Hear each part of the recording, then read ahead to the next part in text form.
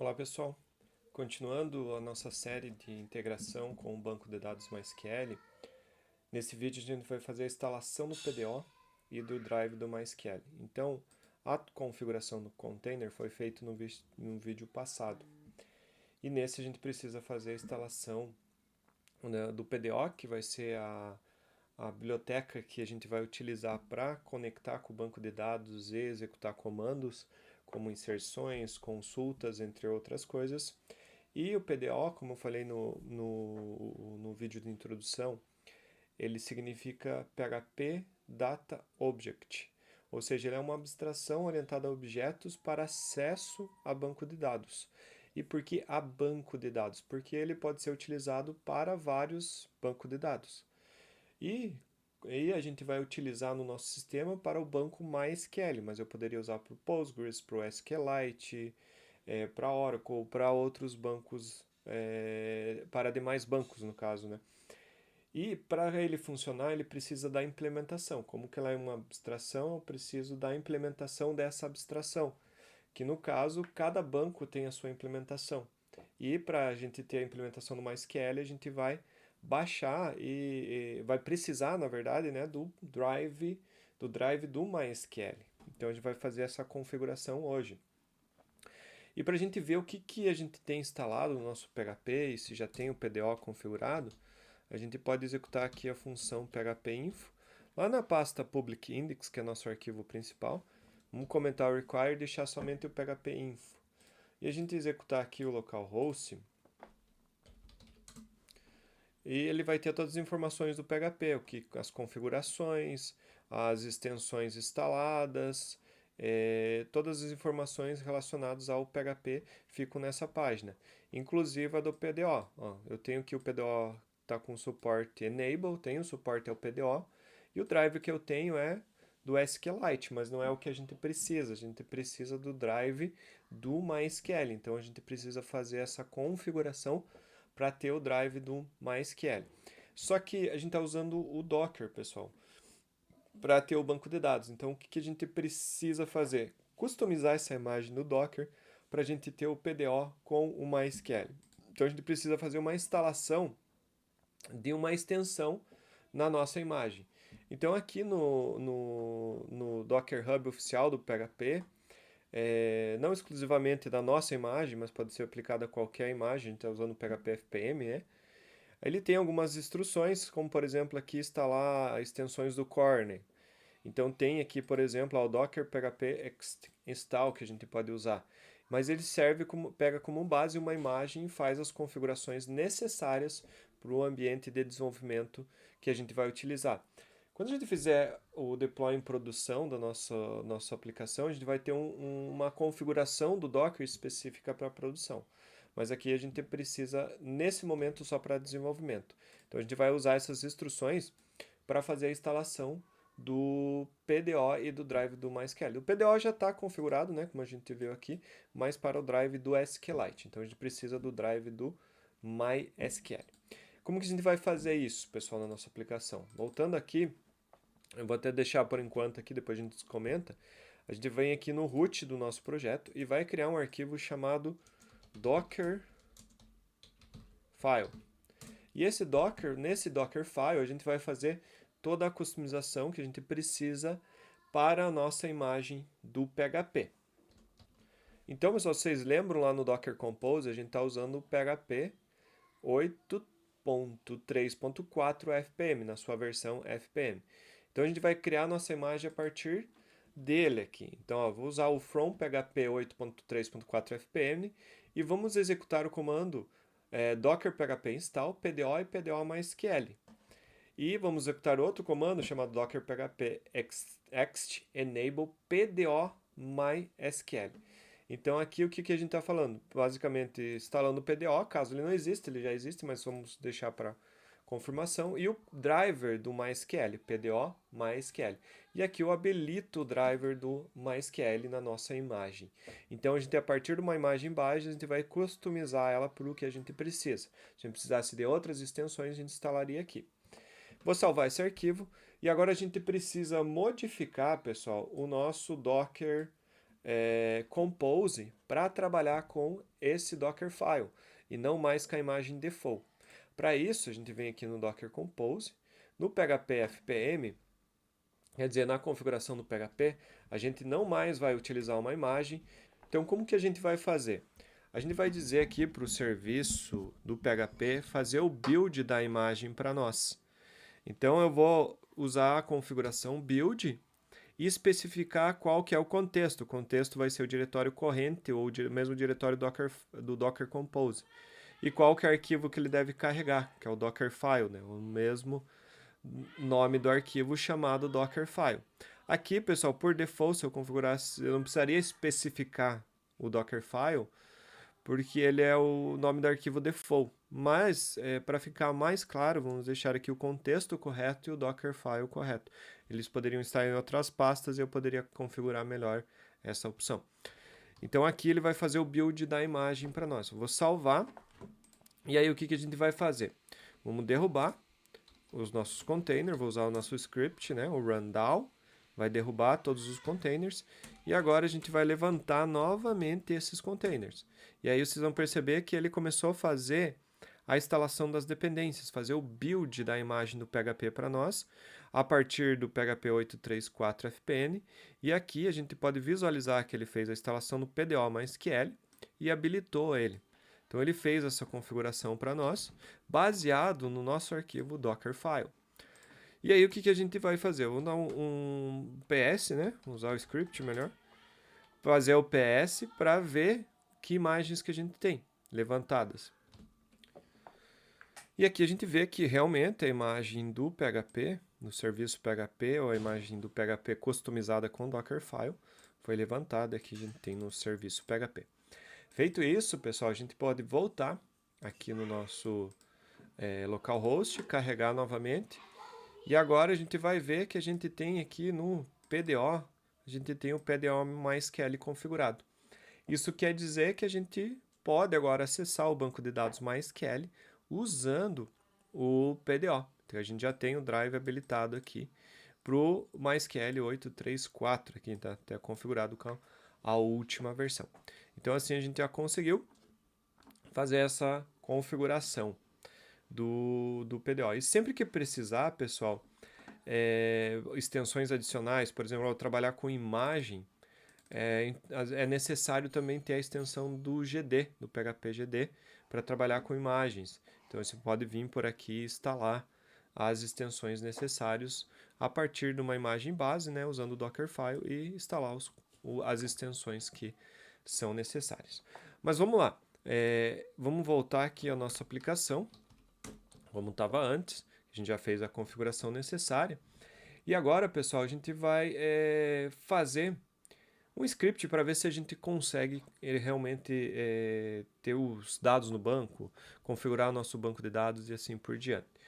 E para depois a gente dar início mesmo à codificação da conexão com o banco na aplicação, da listagem, do CRUD geral do nosso Problems. Mas antes de fazer isso, a gente vem aqui na nossa pasta Database, a gente não vai precisar mais desse arquivo, então posso até apagar o problems.txt, porque agora a gente não vai usar mais ele. E aqui que a gente vai criar aqui um novo arquivo chamado esquema.sql. É onde vai estar, pessoal, o esquema do nosso banco de dados, ou seja, a criação das tabelas do banco de dados.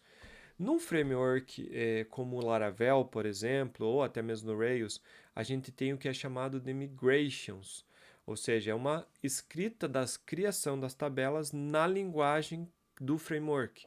Então, se fosse no Laravel, eu escrevo a criação da tabela usando PHP. No Ruby, eu escrevo a criação, alterações de tabela, tudo relacionado à migração do banco em PHP. No nosso caso, a gente vai simplificar essa parte e vai usar o próprio SQL para escrever as nossas definições de tabelas. Então aqui eu vou definir a nossa tabela relacionada à o nosso modelo problem, né? Então lembre, o modelo é problem no singular porque ele representa um problema. Porém, quando eu vou criar a tabela, pessoal, eu tenho que seguir algumas convenções descritas. Por exemplo, o nome da tabela vai ser sempre no plural. Se eu vou representar se eu tenho o modelo problem e vou criar uma tabela para salvar problems ou salvar problemas, né? Então o nome dessa tabela deve ser no plural problems. Além disso, pessoal, eu tenho outras convenções, por exemplo, o ID da tabela deve ser somente ID, não deve ser problem ID. Talvez vocês aprenderam nas aulas de banco usar problem underline ID, então fica redundante. E por convenção dos frameworks e também de um melhor gerenciamento quando a gente trabalha na programação, a gente usa só ID. E quando tem relacionamento que a gente vai aprender no futuro, nos próximos vídeos, aí a gente vai usar o underline para dizer o ID do qual tabela, né? Qual relacionamento. Então tem que cuidar com as convenções também, pessoal.